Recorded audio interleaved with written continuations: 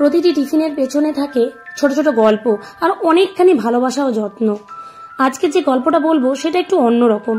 রোজ ভোরে উঠে মা তার ছেলের জন্য রান্না করে, কিন্তু আজ মা কিছুতেই বুঝে উঠতে পারছিল না ছেলের জন্য কি টিফিন বানাবে। কারণ রান্নায় সর্ষের তেল, হলুদ, ফোড়ন, পেঁয়াজ, রসুন কিচ্ছু ব্যবহার করা যাবে না। খাওয়া যাবে না মাছ, মাংস, ডিম।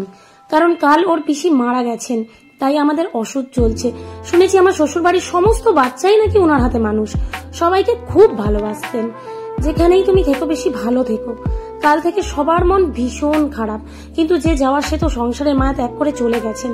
আমাদেরকে মন শক্ত করে আবার রোজের কর্মে ফিরে যেতে হবে অফিস, স্কুল, কলেজ, করতে হবে বাড়ির সমস্ত কাজ। তাই অনেক ভেবে আজ মা ওকে টিফিনে দিয়েছে ভাত, আলু বেগুনের ভর্তা, মুগ ডাল, পাঁপড় ভাজা, চিনেবাদাম ও নারকেলের চাটনি, আলুর পুর দিয়ে ধোসা। জানি না ওর কেমন লাগবে, কিন্তু এই কটা দিন তো এমন সাদামাটা খাবার খেতেই হবে বলো।